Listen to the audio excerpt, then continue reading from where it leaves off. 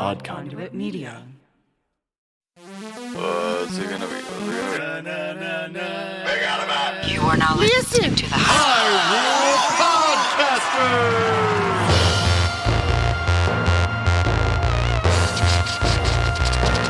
Rumble, rumble.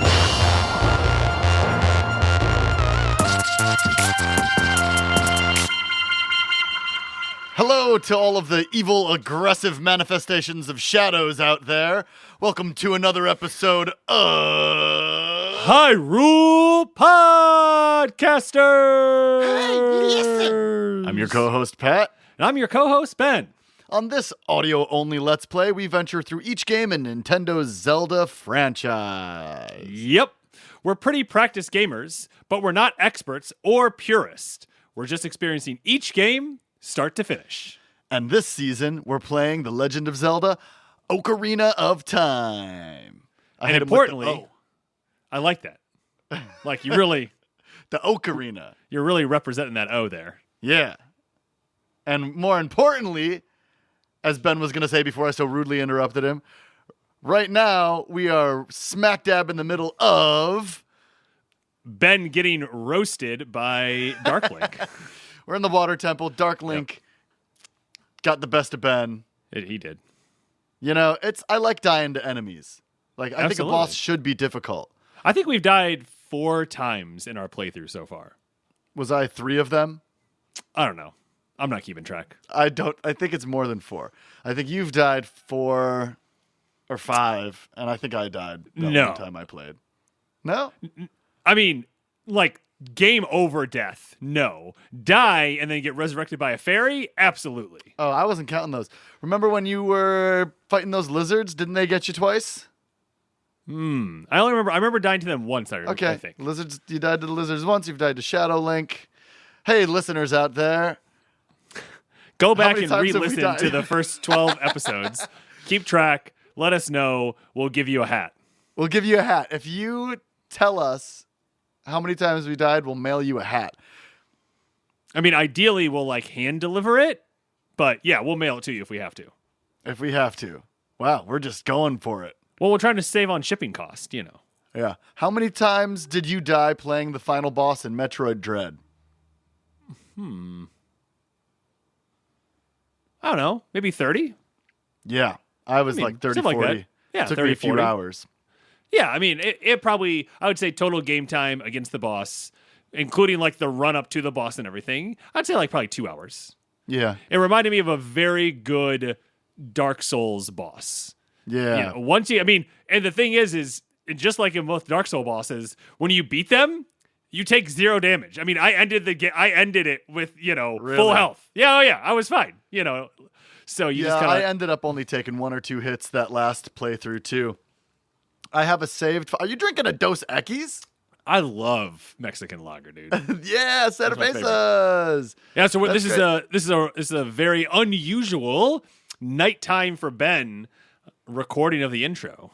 Oh yeah, that's right. Our normal recording slot is Monday afternoon for both of us, but this is Friday and this comes out on Sunday. Always Friday, on top of it. Comes out on Sunday. We already actually recorded a little peek behind the curtain. Ooh. We recorded the episode you're about to listen to. We do that sometimes. And we come back in after having a full week to talk about stuff in the intro. Why do we do that? On Monday we recorded the gameplay. Right. But the problem is we have an hour and 15 booked. And we just knew we needed to get the gameplay done because that was the time when we definitely had an hour and 15 minutes together. Right. Whereas this is we could pop on for 15 minutes and do this whenever. Yeah. We also have a new setup, which we won't go into crazy technical detail, but Ben is now playing the game on a really big screen on a different computer than he was using, and he finally got his microphone gear so that his microphone doesn't sit in a shoe anymore while we record, and it's on a mic stand. It looks great over there. Yeah, when I don't have any of our gear on, but we will definitely Pat will take a screen grab of me with the new stuff. We'll put it on social media. There you go. Here, I'll get in the picture too. There you go. What are some all-time really tough bosses that you can think of off the top of your head?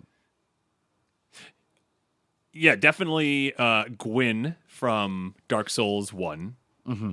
Incredibly difficult. Is that the final boss? That's the final boss in the first game. Okay. Spoilers! Spoilers! So I was listening to the most recent episode.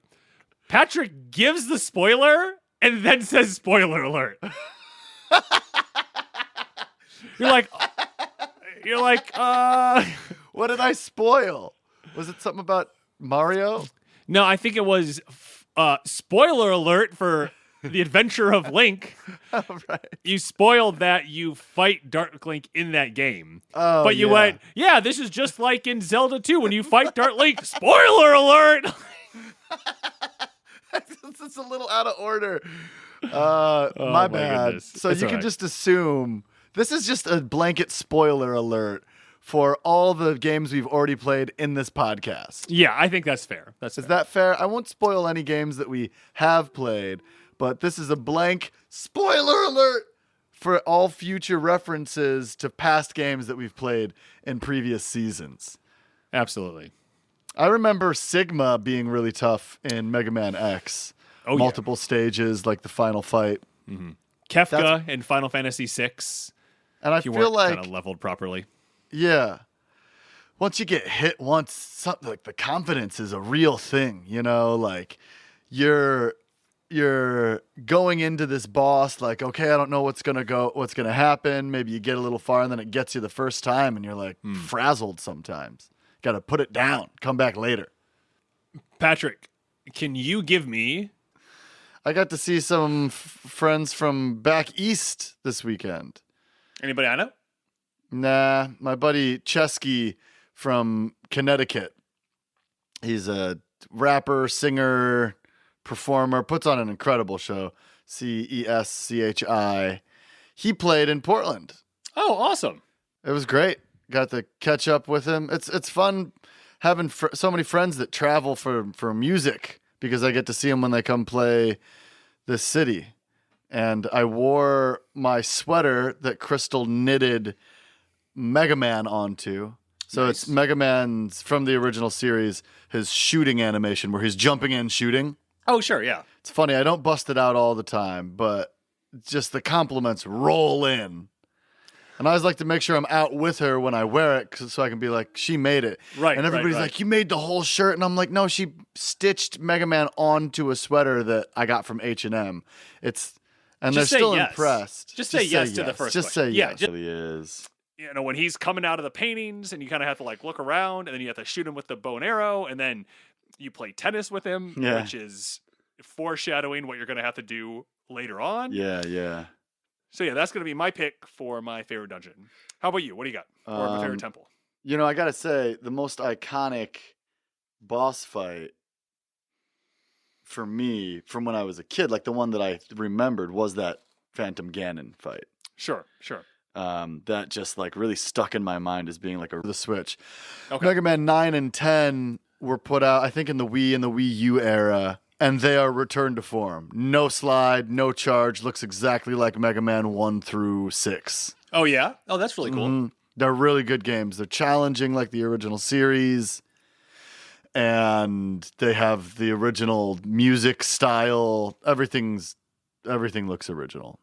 Except I think that there's a shop in Mega Man 9 that you can go buy stuff.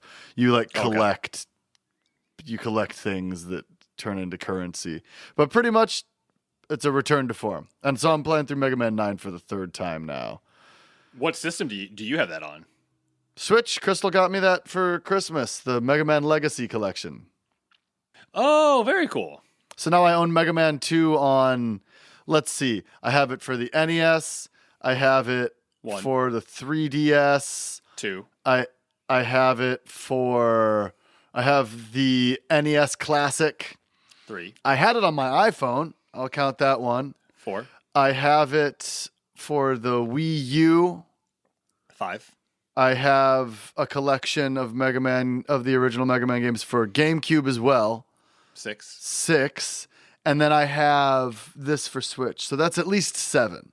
And I might be missing one. If they released it another way, I probably own that too. But I have Mega Man 2 on at least 7 systems. I like and it. it is not my favorite from the original series. And that's the one with like Airman in it, right? That's certainly. Only Let's Play community have been trash talking the hover boots. I think that they're a pretty cool item. I ended up using them to get through the Spirit Temple mini puzzle in Ganon's castle. Oh yeah. You know, they came through and saved my life there. Saved your life. Bongo Bongo was really cool. I like the puzzles. I like all the spinning scythes and whatnot. Oh, they're Dead Hand is what those creepy things are called. I like the leap of faith. It's just a lot of right? It's just a lot of the ship that goes down. Right, and the ship. The ship that goes down. So you have to fight those skeleton soldiers. Yeah, and then I just rode the ship down the first time. He did. I panicked. He did. It was fun. I like the way that it seems so dense, you know? It is. The game just seems... The game itself seems so dense, and that dungeon in particular just seemed so deep. There was so much going on. Things you can't see. Did I get all of it? You know, like I don't even know. One of the things they were saying on ZeldaDungeon.net, shout out to ZeldaDungeon.net, is that that the Shadow Temple is actually the most straightforward temple. Oh, cool. And once you do it, you're like, yeah, I mean, there's no backtracking, there's no this, that, and the other thing. You kind of, you go to the left, you get the hover boots, you go across the thing, you go this way, you keep moving your way further and further. Yeah. And I think that makes sense because it has the, you have to use the lens of truth. There's all this like hidden stuff everywhere. Yeah. It makes sense that it is not also one where you have to be like, oh, right, and I have to like backtrack to go do this thing. Because that just would have been very confusing. Yeah. Like, wait, do I have to? Exactly. Like, yeah. That might be one of the reasons that it stuck out to me as one of my favorites. Because you also got to play it. Yeah, because not only did I get to play it, but it was pretty straightforward. I wasn't spending my time like, where am I supposed to go? What am I supposed to do? Oh, I have to go all the way back there. I'm not great at memorizing a map or following one. So, I kind of get stuck when I have to do that, and it frustrates me. That wasn't an issue in this temple. All right, Patrick, we're on to you. We're looking at your favorite boss from Ocarina of Time. Does this include mini bosses or... I think so. We make the rules. Bosses. Okay, so it can be either. Someone's probably yelling at us right now if you're going to choose a mini boss, but too bad, it's our podcast. Make your own podcast. I really want to say Phantom Ganon. Okay. He's such a freaky deaky boss, and the boss fight is really cool. It kind of feels like the thing where you have to like guess which painting is going to come out of. Kind of reminds me of like a shooting game in another Zelda. I don't know if we did one in this one very much, but I also really liked the final boss fight. So, sure, Ganon and Phantom Ganon. Can I say that?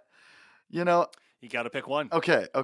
So I think that Phantom Ganon again is the thing that stands out the most from my childhood as a really cool boss fight that really foreshadows what you're going to find later at the end of the game. So I'm going with Phantom Ganon. Awesome. I'm going to go with Volvagia. See, that was the other one I had in mind. Such a good fight. Such a good fight. You get to use the Megaton Hammer, which is awesome. Exactly. Yes. And then love the Megaton Hammer. In case you missed that episode, actually, in case you missed the episode that immediately preceded the Fire Temple one, we revealed, due to Patrick, that Volvagia was actually our pet. And Ganon turned Volvagia evil. I can't imagine. So we had to kill our pet. I can't imagine if I was asleep for 7 years and the evil Dark Lord turned Chloe into an evil boss that I had to defeat with a big hammer. It'd be so heartbreaking. It would be. Oh, I can't even imagine. So it's a good fight. Great story behind it, though. Absolutely love it. Good choice. All right, we're on to you. What was your favorite side character? So it's going to come from the same temple, but I loved Darunia and rescuing all the little Gorons that were in there. Yeah. Rescuing the Gorons. Like how he called you brother. Yeah, there's a lot of friendship, Yes. in that group. Yep. So yeah, I just really liked him as a character, even though I failed to remember his name in the finale of our season. But that's okay. There's a lot of names. There's a lot of names. And in the moment, I just forgot. There's just a lot of people to remember. Well, I'm going to go with something real easy here. Okay. Say that my favorite side character is Sheik. Just like, clearly we knew that. Spoiler, I did it before I said it this time. Spoiler for the game that you just listened to an entire podcast about. Right. Too little, too late. But just in case this is your first episode listening to this podcast, spoiler for who Sheik actually is in The Legend of Zelda Ocarina of Time. Pat, go. It's Zelda. What? Oh my gosh. Now I made a big deal out of it, pretended like I didn't know. So many people have played with Zelda as a Smash Bros. Character, and you can turn into Sheik. People know that now. But when we first played this game, we did not know that. We definitely would not have known. And that reveal was just mind-blowing. This very mysterious character the whole time. I was just like, all right, this is a cool dude with the, spiky hair coming out, kind of like Zero. Have invisible fire keeping you from going any direction you want. Here's a bigger chest. I think it's going to be the compass, personally. We got a compass! Did we get a compass? We did! All right, and just for everybody listening at home, I'm actually kind of low on hearts, I'm realizing. Yeah, you only got 3.5.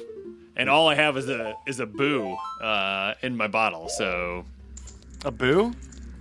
Yeah, I can't be so cavalier with my... What's a boo? Oh, a Poe. A Poe, right. Boo's, a Poe. Boo's or Mario, Poe's or Zelda. And that won't heal you. No, it will not. You're just going to sell that to the creepy Poe merchant that wants to go on a date with us. Okay, we can't go that way. So this is now a maze. The pillars with the fire in between them that keeps us from making any route that we want to make has created quite a maze with boulders rolling around. And Ben hit the flames, but he's gotten to another door, which turns out to be a fake. And wobbles a bit and smashes him. And then Ben gets knocked into the fire by a boulder. He's having a rough time. We're beeping. We're not beeping yet. Oh, we're not beeping yet. Not beeping yet. We're getting real close to beeping. Is it one heart that you beep on? I think it's like a percentage of kind of like how many you have. But yeah, we're getting close. Okay. All right, so yeah, I forgot that Goron had reminded us of the doors. And we didn't listen. Door will just smack you. There's another one. But he said we could use the Goron special crop to explode the door. And it doesn't give us a new pathway, but it gets rid of the door at least. Yeah. Kind of getting back at it after it. So now we're just moving really slowly through this invisible fire maze. Yeah. Taking our time, as you should do when completing a fire maze. All right. I managed to get that fire keys before it got us. So. Yep. No being cavalier now. Okay, there's some pots. Here we go. Oh! Ben walked past a different kind of pillar with like faces on it, trying to get some hearts out of pots, and it totally flamed him. Oh, wow. But he got 4 new hearts, got hit again. We're feeling much better about our heart situation. Back on track. Man, that really got you. Here we go. I blew up. That really got me. Yeah. Do you have a key? I got 1 key left. Okay, we're going through a new door. This room is kind of red, and it looks like there's a cage with a Goron in it. Okay. Well, we can't open that yet. Yeah, it doesn't look like we're allowed to open that door yet. So we're back into the same room? Is this the same room? Just the other? Yeah, but we couldn't get over here last time. The other side of the room. Ben got dive bombed, but then slayed the keys. Okay, there's flames everywhere. We see a switch. Yeah, and that giant wall of fire right there. Trying to make our way to a switch. Hopefully it brings the wall of fire down. Why aren't you hitting the switch, bro? Well, because I'm pretty sure it's going to be a timer switch. So smart. I'm trying to see which way to go before I do it. Figure out the path before you get to the wall of fire that will hopefully go down. So he jumps on the switch. The wall of fire recedes. Yeah, you hear the noise? And he takes tick-tock, tick-tock. There's some pots over to the left Ben's going to snatch up. He got a bomb. He got a heart. And he's going to go get the symmetrical pots, a bomb and a heart. And he's full hearts again. Full bombs. Feeling good. Okay. Feeling good. Don't get got by the door. You got got by the door. You got by the door, bro. I know. Oh. Get out of there before you blow yourself up. Did you trust the doors again? You can't trust the doors. I did. So in this room, there's a pillar of fire, and a new enemy emerges from the fire. It's like a blazing ballerina, the flare dancer. You have to extinguish its flaming clothes first. All right. And they told us to throw bombs at it, remember? Yes. So this flaming dancer is ice skating around the room. It has spiky spikes at the tips of its hands and feet. It has a strange black head. The rest of it's just made of fire. And as it travels about, it also spins and puts little flames all over the course.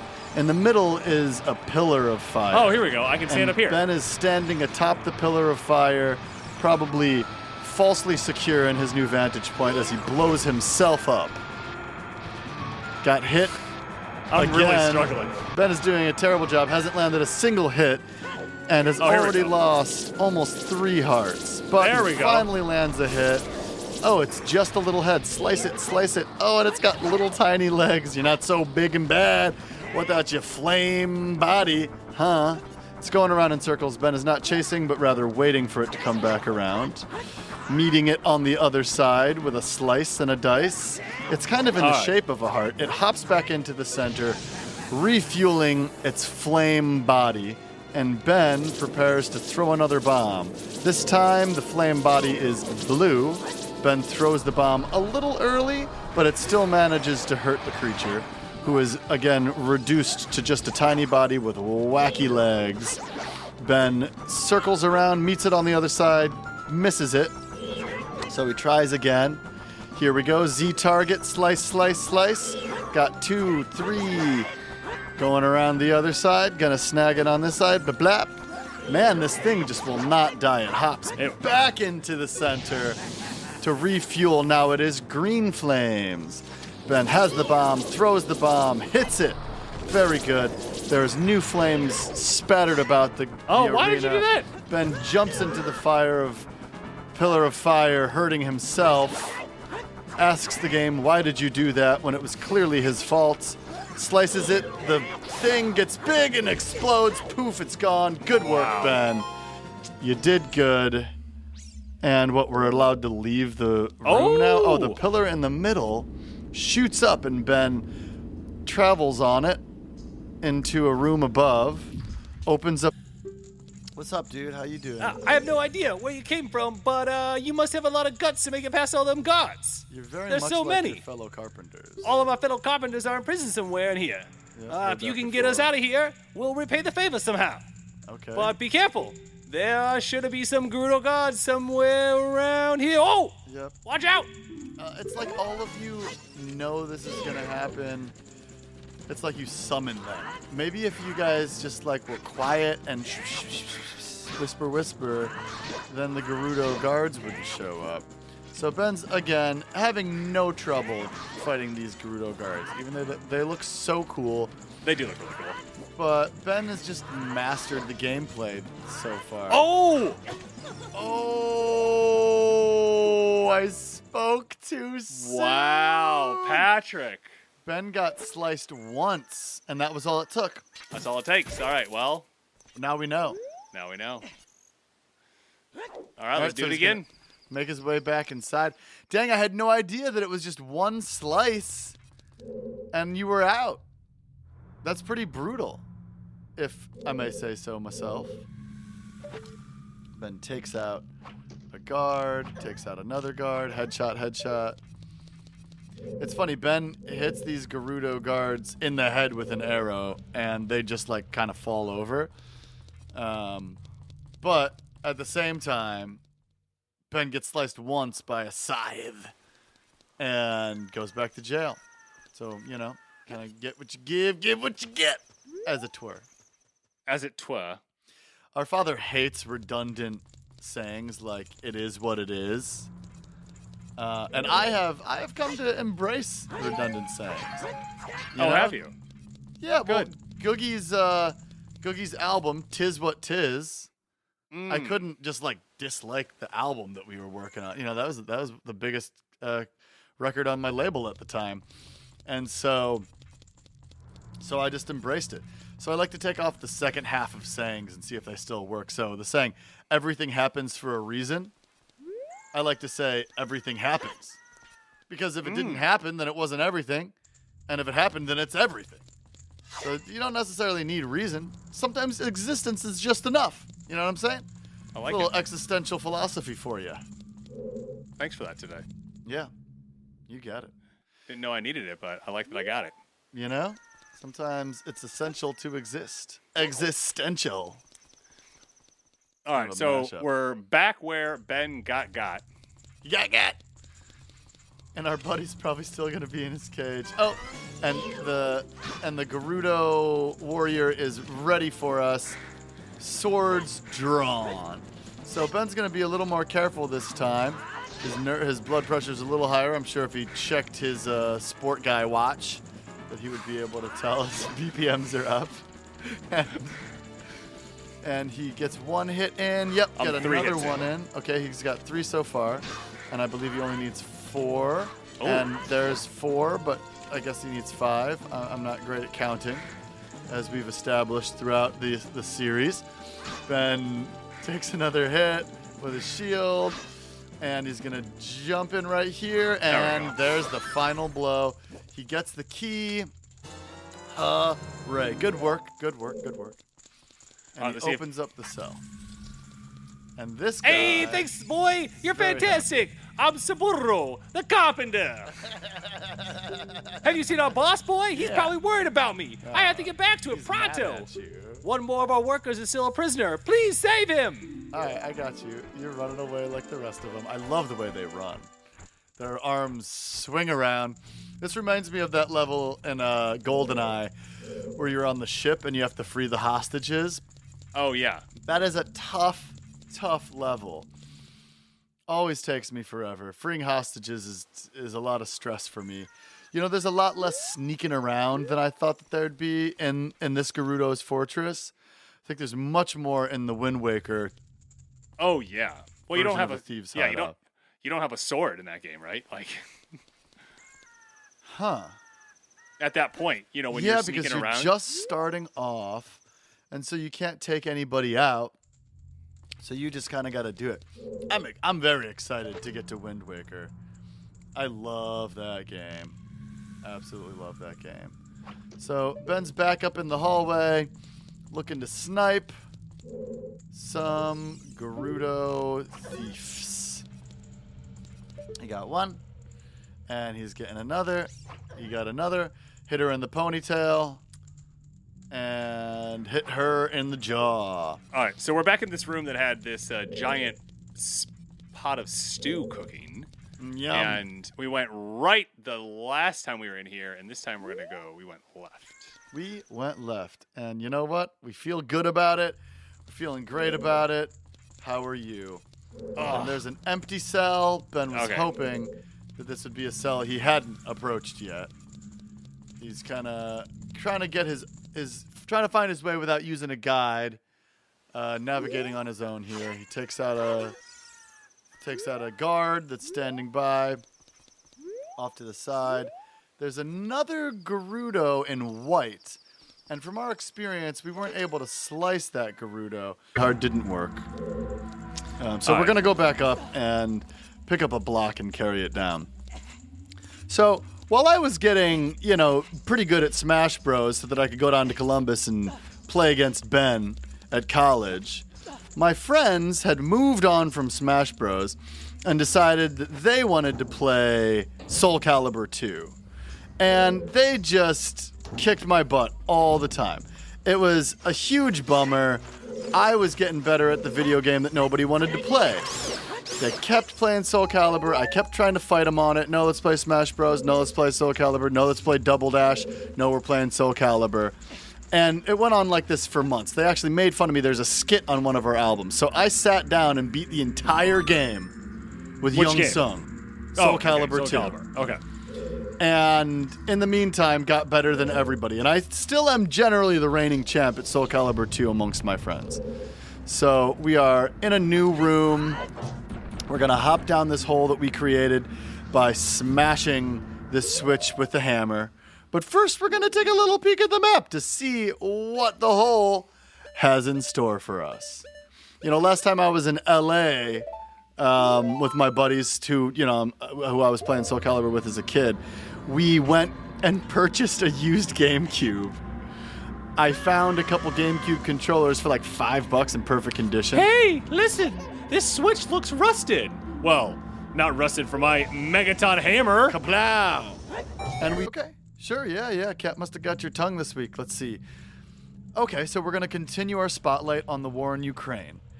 Beetle heard a podcast this week that interviewed Romeo Krokriatsky, who's a Ukraine-based journalist and managing editor at New Voice Ukraine. And he also has a podcast, Ukraine Without Hype, which is the only independent Ukrainian-run English-language weekly podcast covering the biggest stories from Ukraine. Unsurprisingly, their latest weekly episodes have covered their on-the-ground coverage of the war. Hey, if you're looking for news from the front, then be sure to listen weekly to Ukraine Without Hype. Thanks, Beetle. That's super thoughtful of you. But maybe you should get out of this dungeon. It's kind of dangerous in here.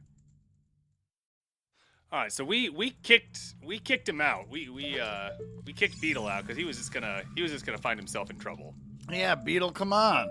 You gotta get out of here. No place for a merchant. Although, I think that they have the right to guard their own fortress. That is, I mean, we are definitely We're intruders. We're intruders. Yeah. Yeah. What gives Link jurisdiction here, right? Right. Am I Exactly. right? But All right. we're just doing our best. Sometimes a hero is so. Oh, hey, look, there's a gold skull. There's a gold skull. One man's hero is another man's villain, as it were. That was weird. That it wouldn't let you do it. Yeah, I felt like I was hitting it, but. Mm-hmm. All right. This is the last door that we haven't gone through. Oh, hey. So as we first come in here, look at that. There's a guard right there. Yes. Which means that we're probably getting to where we're going. Yep. Hey, check this out. So, we've been trying to find a kitchen table for our new... Oh, what happened there? I've been playing too much Dark Souls. I'm pressing the wrong buttons. Ben pressed the wrong button. So Ben's back in his cell. He has to navigate back to where he was. But he knows where he's going this time. So Crystal and I have been looking for a kitchen table, right? And we're trying to get one from an estate sale or a secondhand store. Sure. We don't really like to buy new. Sure. For the wallet and the earth. So it's been it's been every time you call that should be your ringtone. It's been Oh my god, that'd be amazing. It's been No, what I should do is I should set that as like Jenny's like text message yes, sound when I send her a text that's a message. great idea. And then I'll just when I get a hold of other people's phones, I'll just switch it up. I'll just switch it. It's been. It's been. It's too good. That's too good. Oh my god. So, it's been months we've been living here, and we've been using this tiny table as a dining room table, and it just, it's tiny. And it doesn't look great. So Crystal was like, look, I'm Swedish. Let's just get this dope table from IKEA. Cool.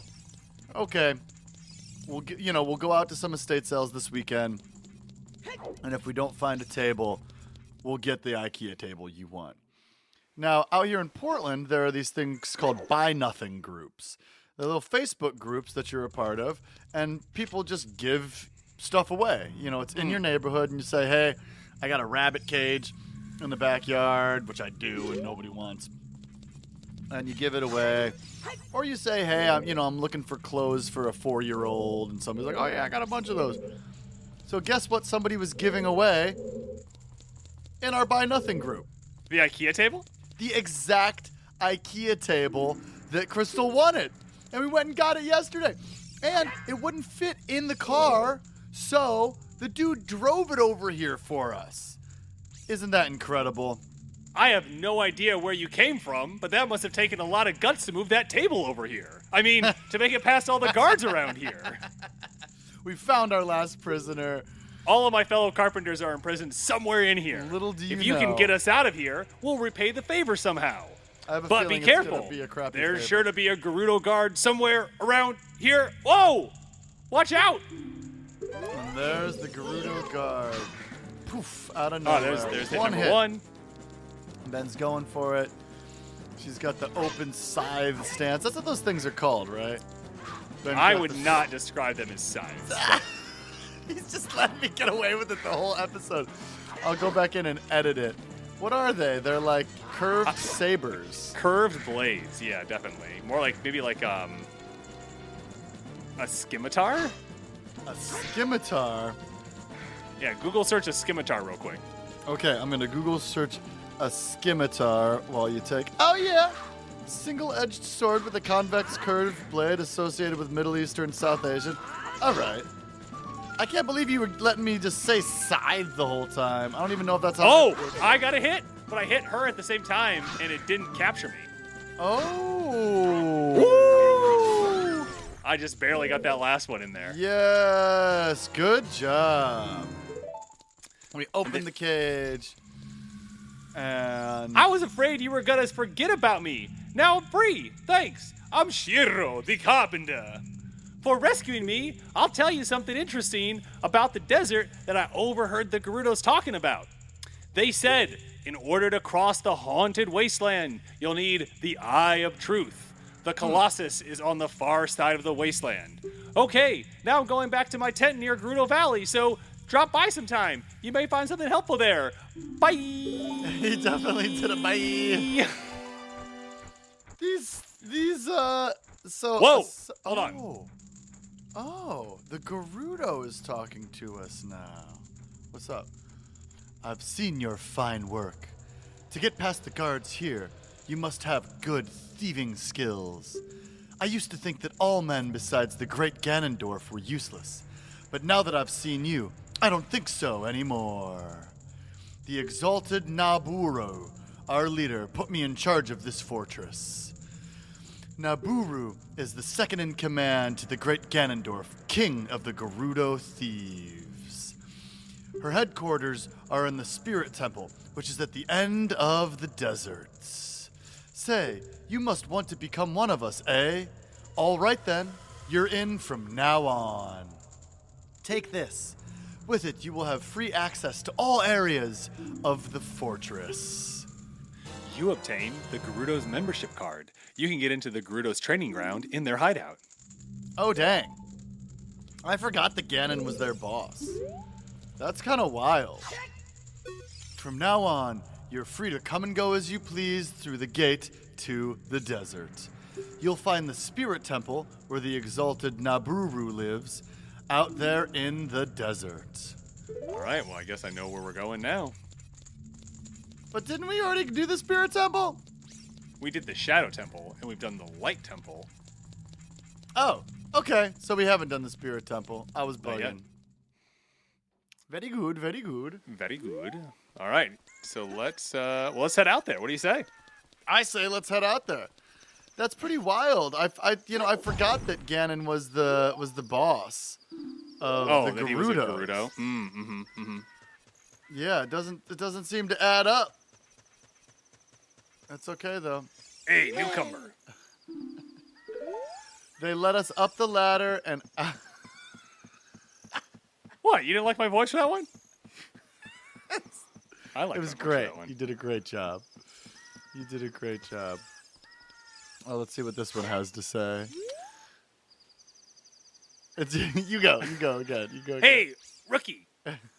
Are you going into the desert? I'll open this gate for you, but you can't cross the desert unless you pass the 2 trials. The first trial is the River of Sand. Doesn't sound very sandy. You can't walk across this river.